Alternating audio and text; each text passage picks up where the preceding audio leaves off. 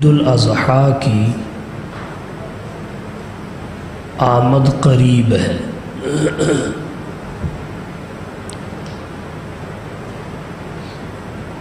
عید الاضحیٰ کے موقع پر قربانی اہم عبادت کے طور پر کی جاتی ہے۔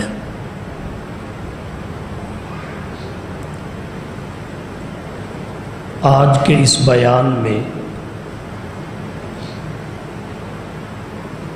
قربانی کی عبادت پر ملحدین، متجددین، منکرین حدیث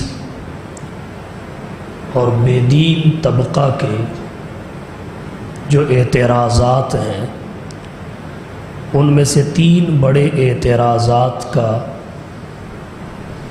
تفصیلی جواب آپ کے سامنے رکھنا چاہوں گا تاکہ قربانی کی اہمیت واضح ہو سکے۔ عام طور پر قربانی کے حوالہ سے ایک اعتراض یہ کیا جاتا ہے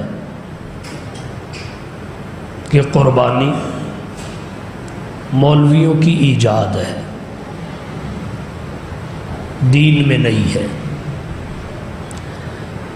کھالے وصول کرنے کے لیے اس پر زور دیا جاتا ہے وغیرہ وغیرہ۔ دوسرا اعتراض، قربانی میں معاشی نقصان ہے۔ اگر یہی دولت غریبوں میں بانٹ دی جائے تو معیشت بہتر ہو جاتی ہے، تو قربانی کی جگہ قربانی کے جانور کی قیمت صدقہ کرنا چاہیے۔ یہ دوسرا اعتراض ہے۔ نمبر 3، قربانی سے حلال جانوروں کی نسل کشی ہوتی ہے اور وہ دنیا سے ناپید ہوتے جا رہے ہیں، اس وجہ سے قربانی نہیں کرنی چاہیے، متبادل راستہ اختیار کرنا چاہیے۔ یہ ملحدین کے 3 بڑے اعتراضات ہیں۔ بالترتیب تینوں کے جوابات ذکر کروں گا۔ سب سے پہلے اعتراض پر کہ قربانی آج کا مسئلہ ہے، مولویوں کی ایجاد ہے، چمڑے اور کھالے وصول کرنے کے لیے اس پر زور دیا جاتا ہے، یہ ایسا اعتراض ہے، بے بنیاد ہے، اس کا حقیقت سے کوئی تعلق نہیں ہے۔ قربانی آج کی ایجاد نہیں ہے، اس کی تاریخ اتنی ہی پرانی ہے جتنی انسانیت کی تاریخ پرانی ہے۔ انسانیت کا آغاز جناب آدم صفی اللہ سے ہوا، قربانی کا آغاز بھی حضرت آدم علیہ السلام کے زمانہ حیات سے ہوا، اور سب سے پہلے حضرت آدم علیہ السلام کے 2 بیٹوں نے قربانی کی، حابیل اور قابیل نے۔ حابیل کی قربانی قبول ہوئی، قابیل کی قربانی مردود ہو گئی۔ اسی حسد میں مبتلا ہو کر قابیل نے حابیل کو قتل بھی کر دیا۔ قرآن کریم میں یہ واقعہ مذکور ہے۔ اللہ نے فرمایا وَاتْلُ عَلَيْهِمْ نَبَأَ ابْنَيْ آدَمَ بِالْحَقِّ، لوگوں کے سامنے آدم کے 2 بیٹوں کا واقعہ برحق طریقے سے بیان کیجئے اور سنائیے۔ اِذْ قَرَّبَا قُرْبَانًا، جب دونوں نے قربانی کی، کس موقع پر کی، اس کی تفصیل ذکر کرنا چاہتا ہوں۔ حضرت آدم علیہ السلام بغیر ماں اور باپ کے پیدا ہوئے، اور حضرت حوا سلام اللہ علیہا وہ حضرت آدم کی دائیں پسلی سے پیدا ہوئی، خلق منہا زوجہا۔ پھر اولاد آدم کیسے پیدا ہوئی؟ اس زمانے میں حضرت آدم اور حوا سے ایک حمل میں جوڑا پیدا ہوتا تھا، ایک لڑکا اور ایک لڑکی۔ دوسرے حمل میں پھر جوڑا پیدا ہوتا تھا، ایک لڑکا اور ایک لڑکی۔ اور اس وقت حمل کی مدت 6 یا 9 مہینے بھی نہیں تھی، بڑی جلدی پیدائش ہو جاتی اور بچے بڑی جلدی جوان ہوتے تھے، چونکہ انسانیت کی ابتدا اور آغاز کا زمانہ تھا۔ نکاح کا طریقہ کیا تھا؟ پہلے جوڑے کا لڑکا، دوسرے جوڑے کی لڑکی، دوسرے جوڑے کا لڑکا اور پہلے جوڑے کی لڑکی، ان کا آپس میں نکاح کیا جاتا تھا۔ تو حابیل کے ساتھ جو لڑکی پیدا ہوئی اس کا نام بلوا تھا، یہ زیادہ خوبصورت نہیں تھی۔ قابیل کے ساتھ جو لڑکی پیدا ہوئی اس کا نام اقلیمہ تھا، یہ بہت خوبصورت تھی۔ جب نکاح کا موقع آیا، حضرت آدم صفی اللہ نے اپنے بیٹوں اور بیٹیوں کے نکاح کا ذکر کیا۔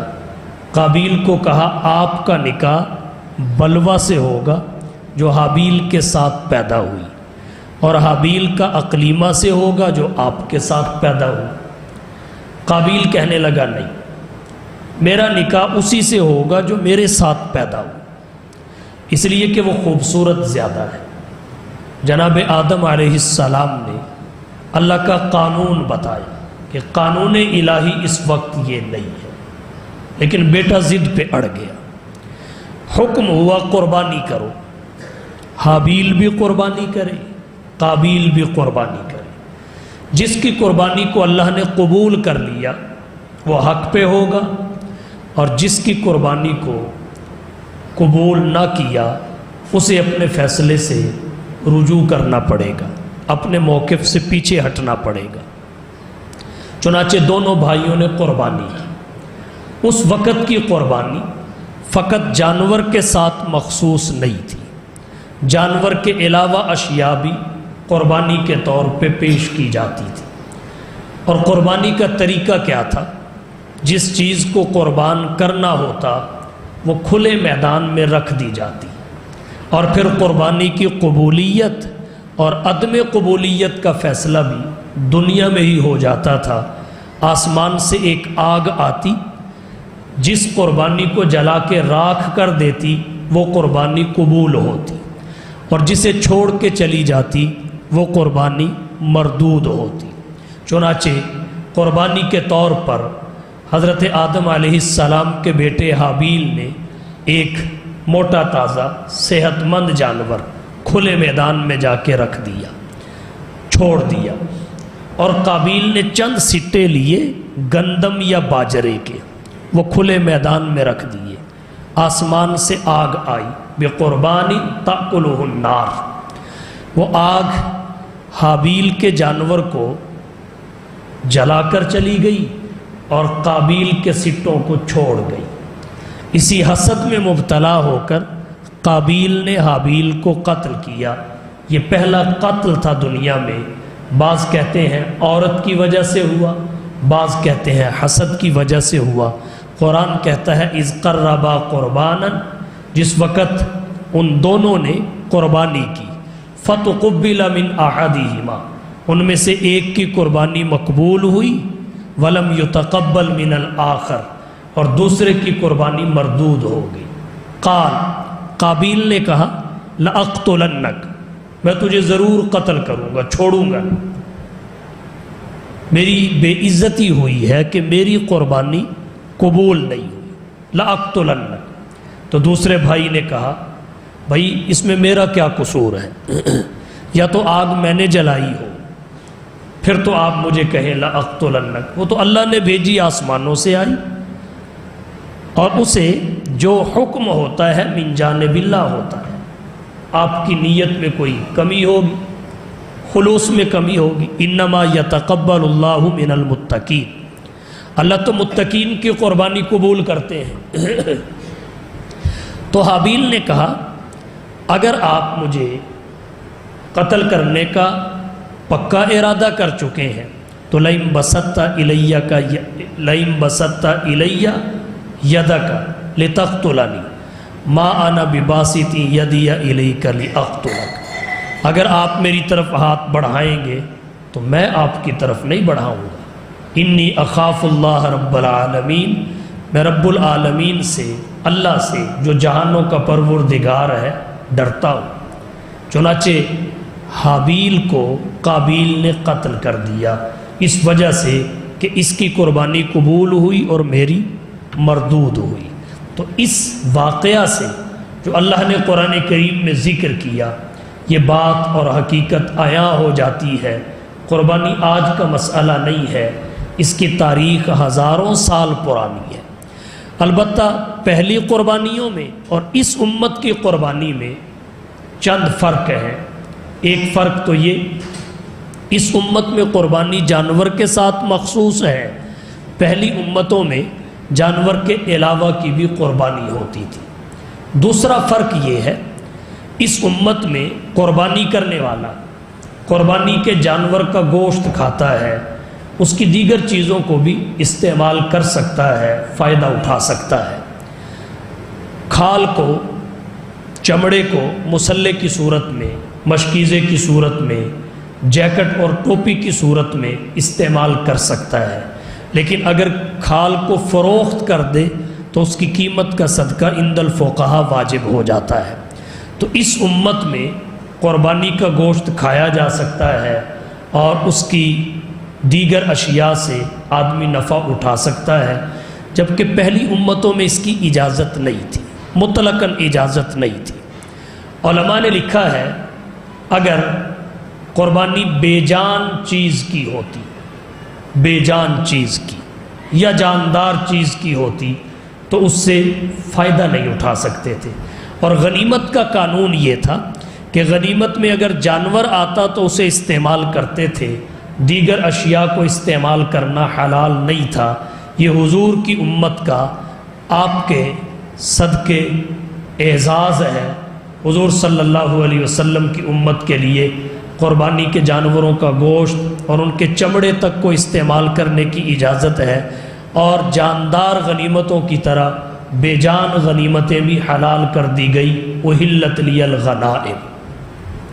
ایک لمحہ کے لیے سوچئے، اگر قربانی کا وہی قانون آج بھی ہوتا تو کتنے قتل ہوتے، حسد میں مبتلا ہوتے، لوگ کتنے گناہ کرتے۔ جب ایک آدمی دیکھتا میرا 7 لاکھ کا جانور ہے وہ مردود ہو گیا اور فلانے کا 7,000 کا تھا وہ مقبول ہو گیا، تو اس کے طیش اور غضب کی کیا کیفیت ہوتی اور وہ کیا کچھ نہ کرتا۔ تو بہرحال قربانی کی تاریخ ہزاروں سال پرانی ہے، یہ آج کا مسئلہ نہیں ہے، مولویوں کی ایجاد نہیں ہے، چمڑے اور کھالیں وصول کرنے کے لیے اس پر زور نہیں دیا جاتا، یہ شریعت کا حکم ہونے کی وجہ سے زور دیا جاتا ہے۔ آپ نے فرمایا من وجد ساعتاً، جس میں قربانی کی وسعت ہو اور قربانی اس پر واجب ہو، پھر قربانی نہ کرے، وہ ہماری عیدگاہ میں نہ آئے، وہ ہماری عیدگاہ میں نہ آئے۔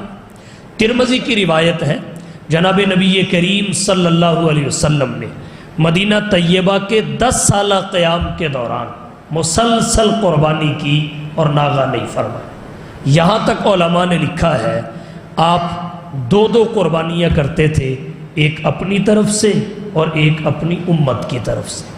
تو آپ نے امت کو اس کی تاکید فرمائی، ترغیب دی، صحابہ نے قربانیاں کی۔ تو یہ آج کا مسئلہ نہیں ہے، یہ اتنی ہی پرانی تاریخ رکھتی ہے جتنی پرانی تاریخ انسانیت کی ہے۔ جزوی طور پہ اس حکم میں تبدیلیاں ہوئی ہیں، ضرورت کے مطابق وہ اپنی جگہ بجا اور مسلم ہے۔ تو یہ کہنا یہ دین کا مسئلہ نہیں، ایجاد ہے، آج کی بات ہے۔ مولویوں نے کھالیں وصول کرنے کے لیے، مدارس کے اخراجات کا بندوبست کرنے کے لیے اس پہ زور دیا ہے، اس کا حقیقت سے کوئی تعلق نہیں ہے۔ تو ایک اعتراض یہ تھا جس کا میں نے جواب آپ کی توجہ کی نظر کیا، ملحدین کا، منکرین حدیث کا اور بے دین طبقے کا دوسرا اعتراض یہ ہے کہ قربانی سے معیشت کو نقصان پہنچتا ہے، نہ جانے کتنی رقم خون کی شکل میں نالیوں میں بہا دی جاتی ہے، اگر اس کے بجائے قربانی کے جانور کی قیمت کو صدقہ کر دیا جائے تو اس سے معاشی ترقی ہوگی، دولت غریبوں میں تقسیم کرنے سے ان کی حالت میں بہتری آئے گی، اس لیے قربانی کا متبادل اختیار کرنا چاہیے جو رقم کا صدقہ ہے۔ یہ دوسرا اعتراض ہے۔ اس کے کئی جوابات ذہن میں ہیں، چند ایک اہم جوابات آپ کی توجہ کی نظر کرتا ہوں۔ سب سے پہلا جواب، کسی بھی عبادت کو دنیاوی فوائد کی اینک سے نہیں دیکھنا چاہیے، کسی بھی عبادت کو معاشی اور دنیاوی فوائد کی نظر سے نہیں دیکھنا چاہیے، اس سے عبادت کی اصل اور روح ختم ہو جاتی ہے جس کا نام اخلاص ہے۔ بس حکم الہی سمجھ کے عمل کرنا چاہیے، اسی میں عافیت اور بہتری ہے۔ لیکن اگر کوئی شخص مصر ہو، بضد ہو کہ نہیں میں نے معاشی فوائد کی نظر سے ہی دیکھنا ہے کہ قربانی کے معاشی فوائد کیا ہیں، تو یاد رکھیے اگر معیشت کو پڑھا ہو تو معیشت پڑھا ہوا شخص اس چیز سے انکار نہیں کر سکتا کہ قربانی کی وجہ سے فارمنگ اور کیٹل انڈسٹری کو جو ترقی ملتی ہے وہ قربانی کی رقم کے صدقہ سے نہیں مل سکتی۔ اگر معاشی فوائد کی نظر سے بھی دیکھا جائے تو قربانی کی عبادت میں بہت سارے معاشی فوائد ہیں۔ مثلا سب سے پہلے یہ بات سمجھیں کہ قربانی کی رقم کو غریبوں میں بانٹنے سے، رقم کو غریبوں میں تقسیم کرنے سے معیشت ترقی نہیں کرتی، بلکہ ایکٹیویٹی کا پہیہ چلانے سے معیشت ترقی کرتی ہے، اور ایکٹیویٹی کا جو پہیہ چلتا ہے وہ رقم بانٹنے سے نہیں چلتا، وہ قربانی کی عبادت سے چلتا ہے۔ آپ کہیں گے کیسے؟ ایک بندے نے اگر 10-20 ہزار اپنی قربانی کی رقم غریبوں میں بانٹ دی، ایک دو غریب کھا کے فارغ ہو جائے گا بس، لیکن اگر وہ قربانی کا راستہ اختیار کرے جو اصل ہے، حقیقت ہے، تو پھر دیکھیے اس میں معاشی فوائد کس قدر ہیں۔ سب سے پہلے غریب آدمی جانور پالے گا اور اس نظریے سے پالے گا کہ عید کے دنوں میں اسے فروخت کروں گا، قربانی کے طور پہ لوگ خریدیں گے اور اس کی وہ قیمت بھریں گے جو عام مارکیٹ میں نہیں بھری جاتی۔ غریب کو قربانی کے طور پر فروخت کرنے سے جو قیمت جانور کی ملتی ہے وہ عام روٹین میں فروخت کرنے والی قیمت سے بڑھ کر ہوتی ہے۔ تو ایک تو غریب اچھی قیمت وصول کر لے گا اور اس کی غربت دور ہوگی۔ پھر غریب جن ایام میں جانور پالتا ہے، جانور تیار کرتا ہے، تو اس کی خوراک کا اچھا انتظام کرے گا۔ جب خوراک کا اچھا انتظام کرے گا تو کسانوں کی بھی معاشی حالت بہتر ہو جائے گی، اچھا چارہ ڈالے گا، اچھا گھاس ڈالے گا، اچھی خوراک کھلائے گا، تو کسانوں کی معاشی حالت اس سے بہتر ہوگی۔ اس کے بعد پھر لا محالہ یہ جانور دیہاتوں میں پلتے ہیں، دیہاتوں میں ان کی دیکھ بھال ہوتی ہے، پھر یہ منڈیوں میں لائے جاتے ہیں۔ جب یہ منڈیوں میں لائے جائیں گے تو اصحاب نقل و حمل بھی اس سے کمائی کریں گے، گاڑیوں والے، ٹرکوں والے، ویگنوں والے۔ جب وہ نقل و حمل میں لگیں گے تو لا محالہ ان کے بھی روزگار کا راستہ ہموار ہوگا اور ان کی بھی معاشی حالت بہتر ہو جائے گی، اور ان سے پھر جب فردن لوگ اپنی قربانی کے لیے جانور خریدیں گے، پھر گھروں میں پہنچانے کے لیے ان ٹرانسپورٹروں سے رابطہ ہوگا تو ایک دفعہ پھر انہیں روزگار مہیا ہوگا۔ تو اس طرح نہ جانے کہاں کہاں معاشی ترقی ہوگی، اور جب یہ جانور گھر میں آئیں گے تو پھر وہ مزدور، وہ قصاب اور کسائی جو سارا سال اتنی کمائی نہیں کر سکتے بھلے وہ جانور ذبح کریں، جو کمائی وہ عید کے دنوں میں جانور ذبح کرنے سے کر سکتے ہیں، بلکہ ایک تجربہ کار کسائی اپنے ساتھ 2-4 ناتجربہ کار رکھتا ہے، عام دنوں میں وہ سارا دن محنت مزدوری کر کے 1000 روپیہ کماتے ہیں، اور قربانی کے دنوں میں وہ محنت کر کے ایک دن کا 10-10 ہزار کماتے ہیں۔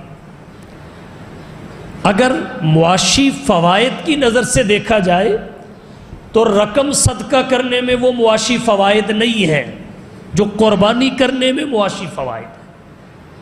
اور پھر اس کے بعد کیا ہوگا؟ جب جانور ذبح ہوگا، گوشت تقسیم ہو جائے گا، کھا لیا جائے گا، اس کی کھالوں سے لیدر مصنوعات تیار ہوں گی، ہماری لیدر انڈسٹری ترقی کرے گی، اور لیدر انڈسٹری پر ملکی معیشت کا بہت بڑا دار و مدار ہے، معیشت کی ترقی کا بہت بڑا دار و مدار ہے۔ تو یہ معاشی فوائد کی نظر سے بھی ضروری ہے، اگرچہ عبادات کو معاشی فوائد کی نظر سے دیکھنا نہیں چاہیے۔ اور رہ گیا غریبوں میں تقسیم کرنے کا معاملہ، تو ظاہر بات ہے گوشت غریبوں میں تقسیم کیا جاتا ہے۔ مسنون اور مستحب طریقہ یہ ہے 3 حصے گوشت کے بنائے جائیں، ایک اپنے گھر والوں کے لیے، ایک عزیز و اقارب کے لیے، دوسرا غرباء فقراء اور مساکین کے لیے۔ تو ایسے غرباء تک بھی گوشت پہنچتا ہے، ان میں بھی تقسیم کیا جاتا ہے، جو سارا سال گوشت کھاتے نہیں، گوشت کھانے کا خواب دیکھتے ہیں، کھاتے نہیں گوشت کھانے کا خواب دیکھتے ہیں، قربانی کے دنوں میں وہ بھی گوشت کھا لیتے ہیں۔ تو اگر معاشی اور دنیاوی فوائد کی نظر سے دیکھا جائے تو جو معاشی فوائد قربانی کے عمل میں ہیں وہ رقم غریبوں میں بانٹنے سے حاصل نہیں ہوتی۔ اور پھر ایک بات مجھے سمجھ نہیں آتی، یہ میرا سوال ہے ان متجددین سے، ان ملحدین سے، منکرین حدیث اور بے دینوں سے، دین بیزار طبقے سے، میرا سوال یہ ہے کہ قربانی اور حج کے موقع پر ہی غریبوں کی ہمدردی کیوں جاگتی ہے؟ قربانی اور حج کے موقع پر ہی غریبوں کی فکر تمہیں لاحق ہوتی ہے اور غریبوں کی خیرخواہی اور ہمدردی دامنگیر ہوتی ہے، آگے پیچھے تم کہاں ہوتے ہو؟ جب سالگرہ پہ کروڑوں روپے اجاڑتے ہو اس وقت یہ فکر کہاں ہوتی ہے غرباء کی؟ جب تمہارے ولیمے میں غریب ایک پلیٹ چاول کھانے کے لیے قدم نہیں رکھ سکتا اس وقت غرباء کی ہمدردی کا جذبہ کہاں ہوتا ہے؟ تو یہ غریبوں کی ہمدردی نہیں ہے، حقیقت میں دین دشمنی ہے۔ اس کے اور بھی بڑے راستے ہیں، فرائض اور واجبات کو چھڑوا کر غریبوں کے ہمدرد ہونے کا سرٹیفکیٹ حاصل کرنا، یہ کیسے درست ہے؟ اس کے اور بہت سارے مواقع ہیں۔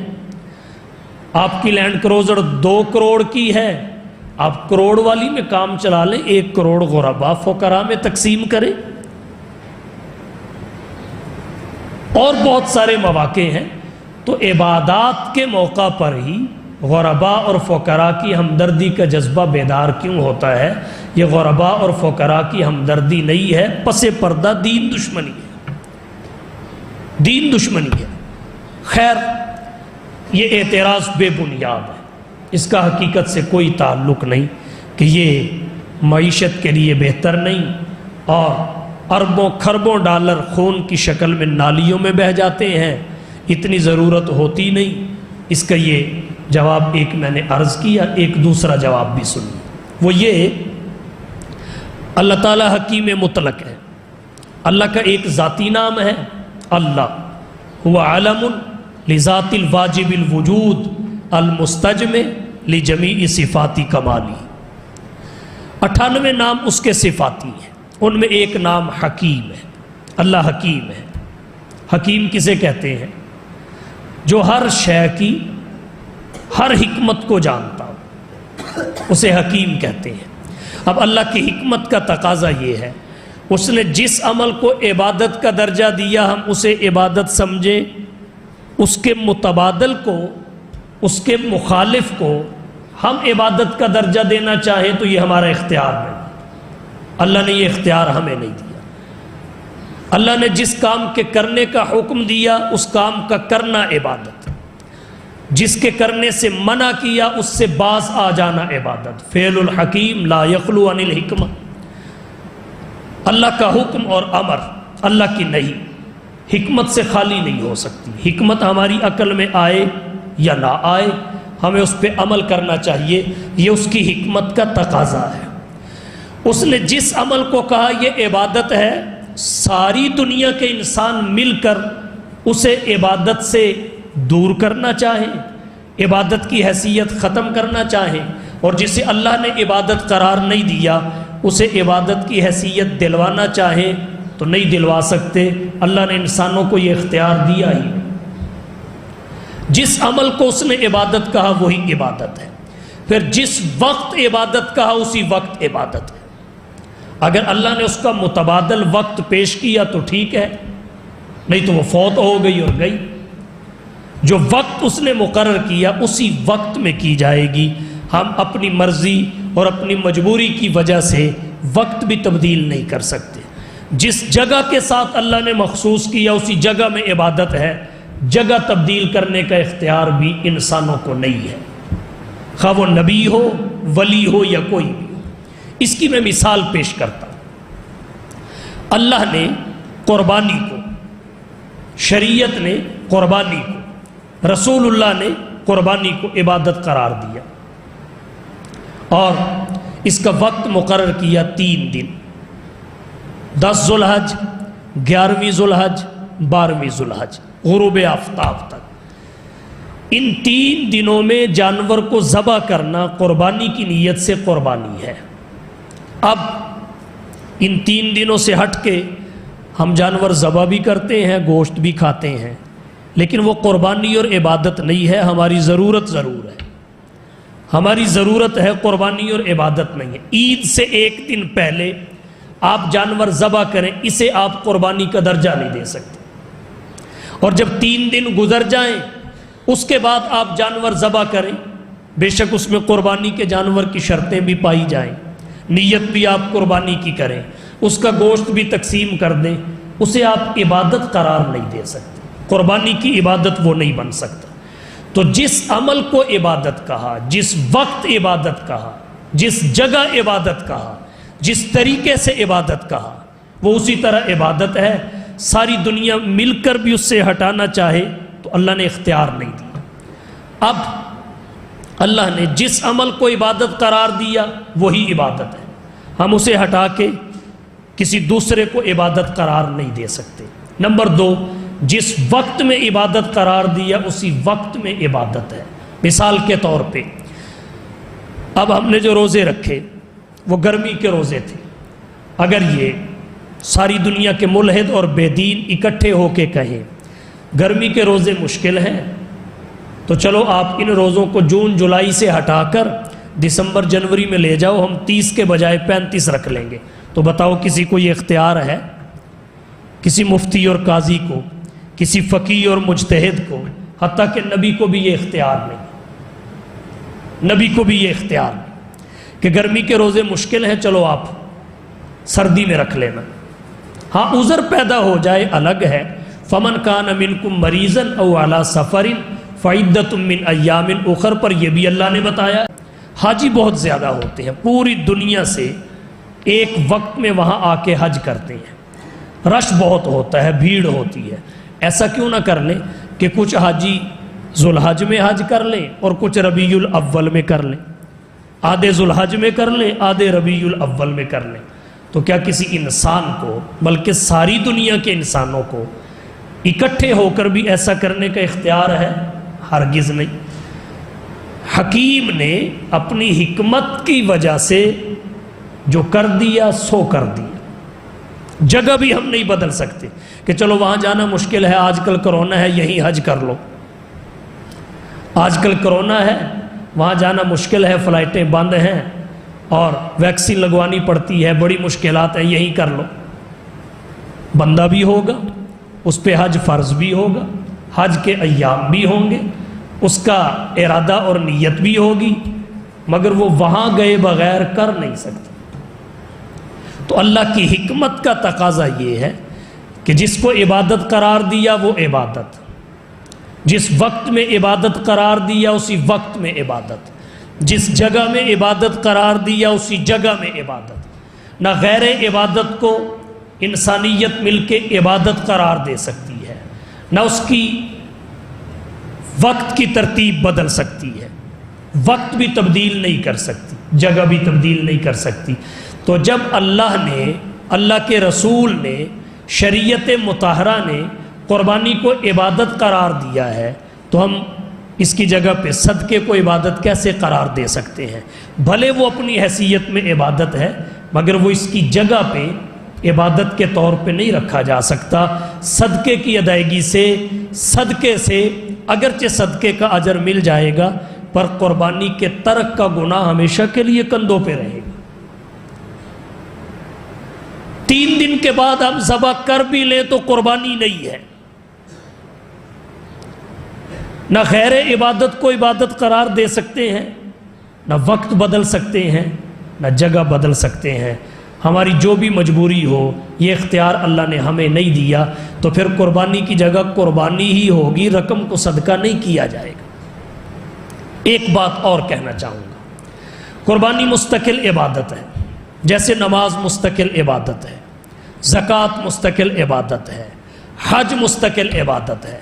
اور اس کے مستقل ہونے کی دلیل یہ ہے، اللہ نے اس کا الگ نام رکھا ہے، رسول اللہ نے اس کا الگ نام رکھا ہے، دین اور شریعت نے اس کا الگ نام رکھا ہے۔ جیسے نماز کا الگ نام ہے، باقی عبادتوں کے ساتھ یہ خلط ملط نہیں ہو سکتی۔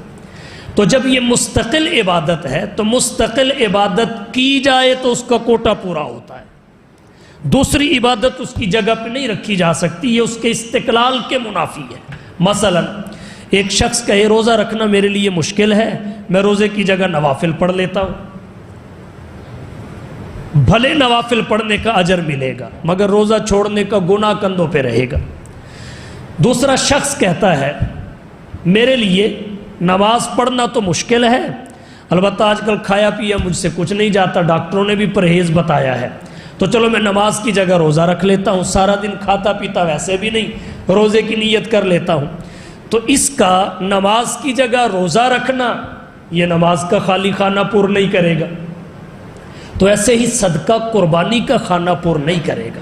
اللہ نے ہر عبادت کی ایک جگہ مقرر کی ہے، موقع اور محل بتایا ہے، جو مستقل عبادت ہے دوسری عبادت اس کی جگہ نہیں لے سکتی۔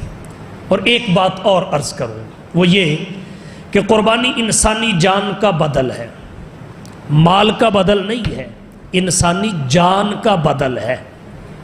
حکم کیا تھا؟ حضرت ابراہیم نے کہا یا بنیہ انی ارا فی المنام انی اذبحک فانظر ماذا تری۔ بیٹے نے جواب میں کیا کہا؟ یا ابت افعل ما تؤمر ستجدنی انشاءاللہ من الصابرین۔ اور جب ذبح کرنے لگے، لمبا واقعہ ہے، آگے چل کے عرض کرتا ہوں، اللہ نے کیا فرمایا؟ وَفَدَيْنَاهُ بِذِبْحٍ عَظِيمٍ، جنت سے دمبا بھیجا، مینڈا بھیجا، وہ ذبح ہوا۔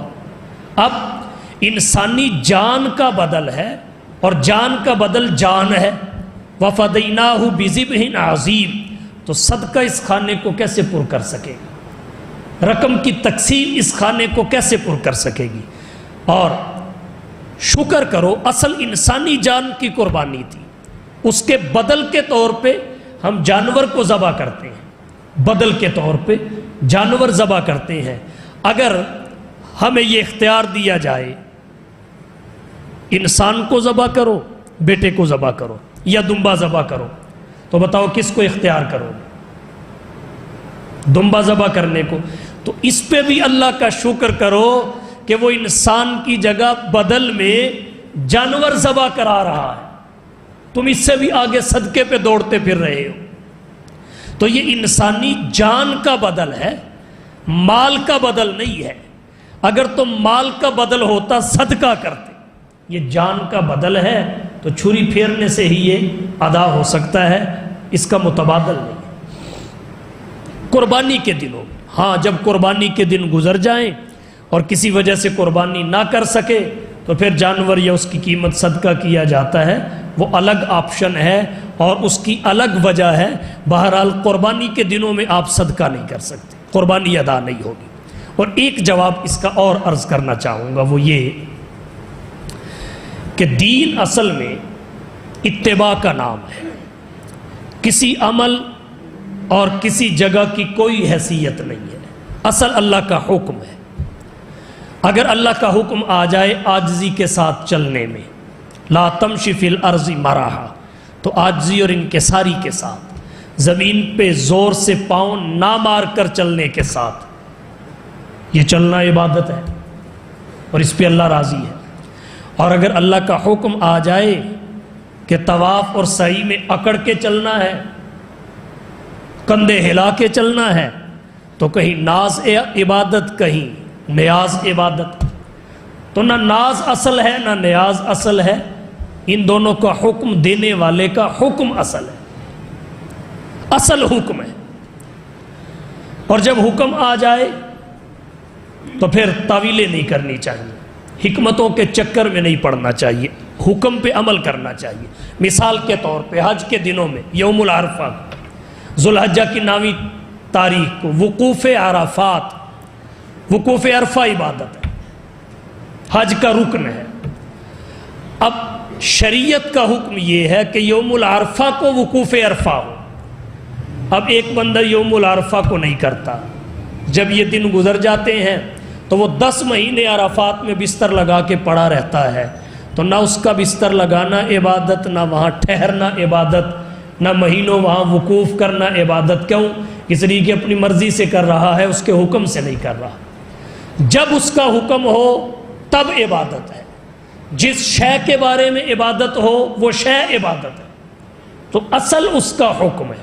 تو بالکل اسی طرح قربانی شریعت کا حکم ہے، قربانی عبادت ہے۔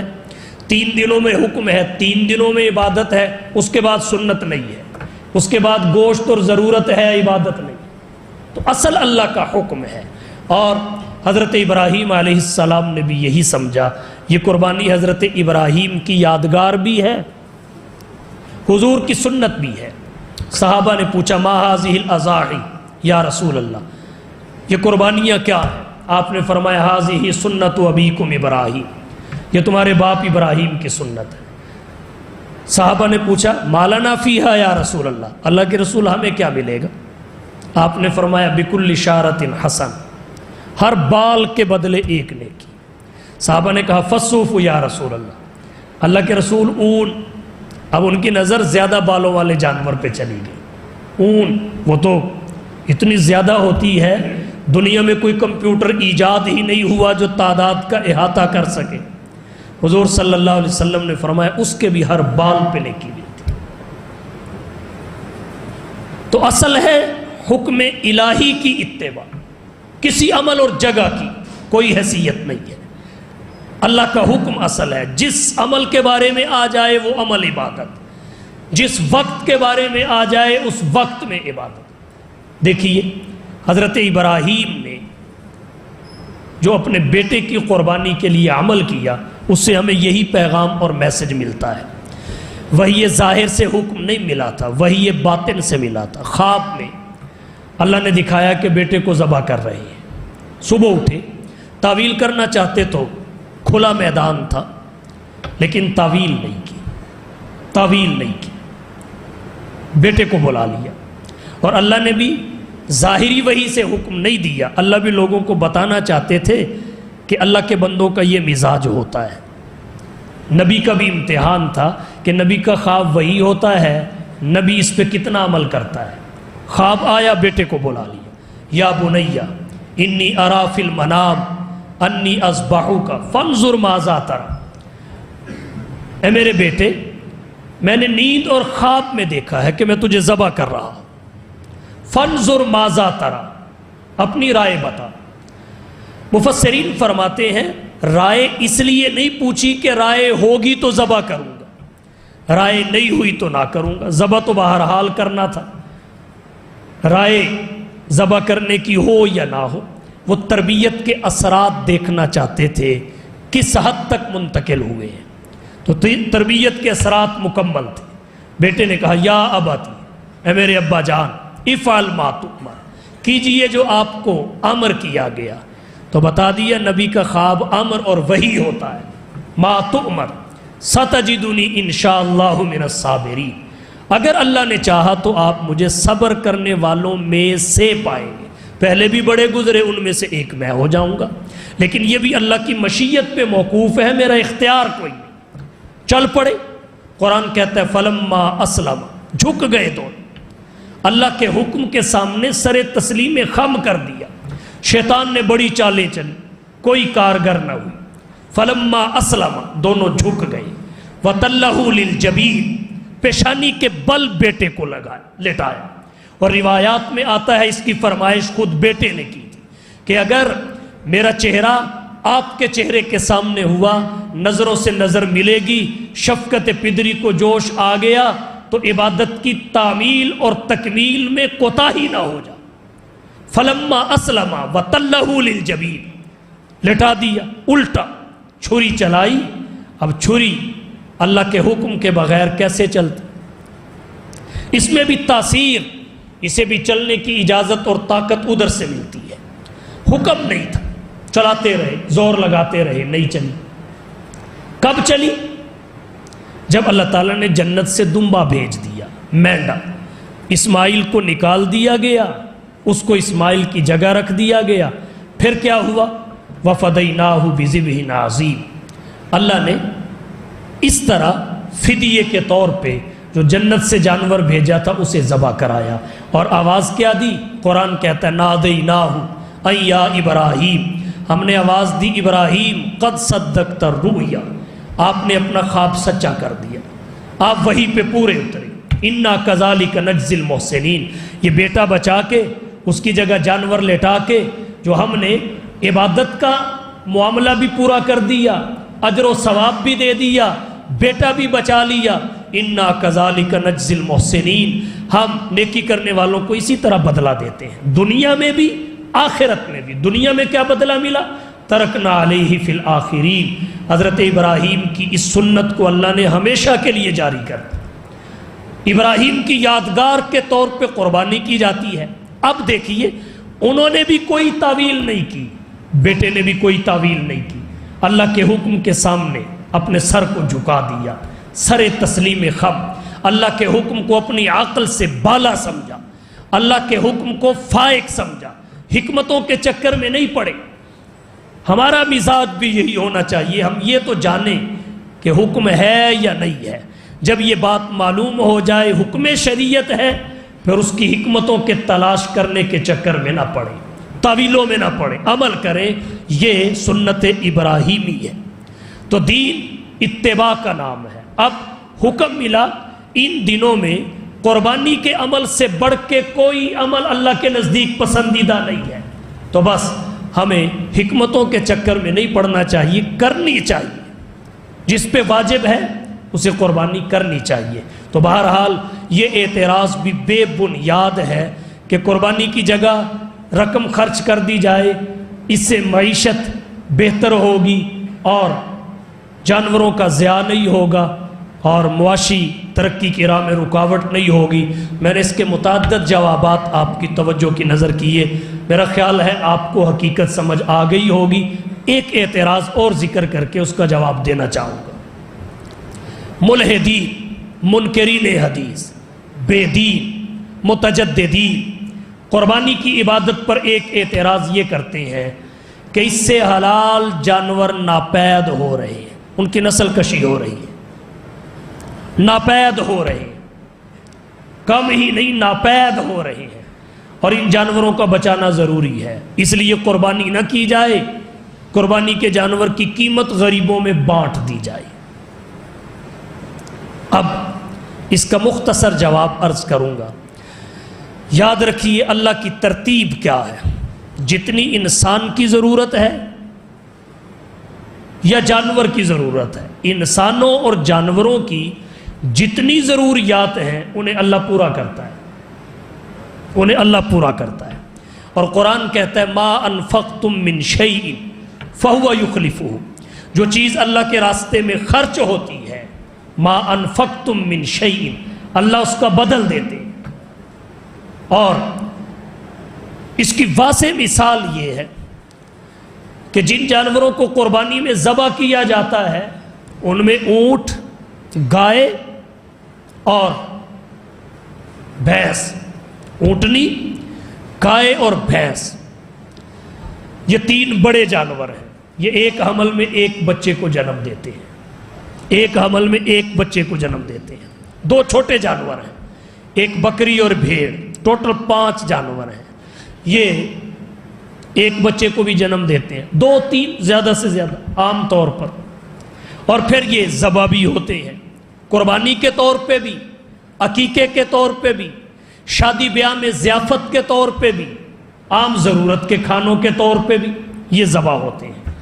اس کے برعکس وہ جانور دیکھیے جو ذبح بھی نہیں ہوتے اور ایک حمل میں درجنوں بچے دیتے ہیں۔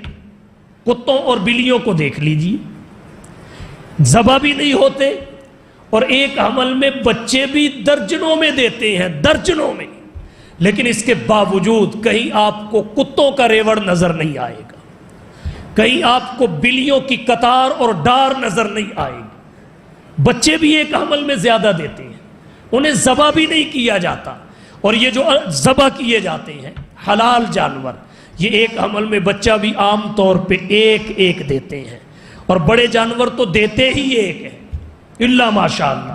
اور پھر وہ ذبح بھی ہوتے ہیں، اور ان کی ذبح کرنے کی جہتیں آپ دیکھیں، قربانی کے طور پہ، عقیقے کے طور پہ، شادی بیاہ کے طور پہ، الیکشنوں میں، مہمانوں کی دیگر ضیافت کے مقامات پہ، اپنی خاندانی کھانے کی ضرورت کے طور پہ، اتنا ان کو ذبح کیا جاتا ہے، مگر اس کے باوجود جا کے منڈیوں میں تلاش کیجئے، کتا آپ کو خال خال نظر آئے گا، حالانکہ آزاد پھرتے ہیں، لیکن اس کے باوجود یہاں آپ کو سڑک اور گلی پہ نظر نہیں آئے گا۔ اور یہ آزاد بھی نہیں ہیں، اس کے باوجود یہاں حویلی میں آپ کو درجنوں بھینسیں نظر آئیں گی، نہر کے پار چلے جائیے وہاں نظر آئیں گی، سڑکوں پہ نکل جائیے آپ کو درجنوں اور سینکڑوں میں یہ جانور ملیں گے، منڈیوں میں چلے جائیے، یہ جانور نہ دنیا سے ختم ہوئے نہ ہو سکتے ہیں، کیونکہ ما انفقتم من شیء فہو یخلفہ، جو چیز کٹتی ہے وہ بڑھتی ہے، جو چیز کٹتی ہے وہ بڑھتی ہے، جو اللہ کے لیے ذبح ہوتی ہے وہ باقی رہ جاتی ہے۔ تو یہ اعتراض بھی بے بنیاد ہے کہ نسل کشی ہو رہی ہے حلال جانوروں کی۔ اللہ کہہ چکے تم ذبح کر کر کے تھک جاؤ گے، لیکن یہ حقیقت پھر بھی بے حقیقت رہے گی، اسے حقیقت کر کے نہیں دکھا سکو گے کہ حلال جانور ختم ہو گئے۔ تو اس لیے قربانی کا عمل عبادت ہے، شاعر اسلام میں سے ہے، اللہ کے نبی کی سنت ہے، اس کے فضائل ہیں، اس کی برکات ہیں۔ ملحد اور بے دین لوگ کچھ بھی کہیں، آپ کبھی بھی ان کی باتوں پہ کان نہ دھریے، اور اس عبادت کو اسی طریقے سے ادا کیجئے جو اس کا قرآن و سنت نے، دین اور شریعت نے متعین اور مقرر فرمایا ہے۔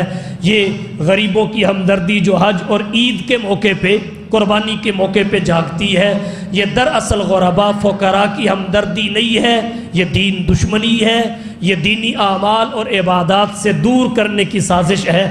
جب امت اس طرح سازش میں مبتلا ہو گئی تو اللہ کی مدد، نصرت اور برکات اٹھ جائیں گی، اور اہل ایمان مزید ذلیل و رسوا ہوں گے۔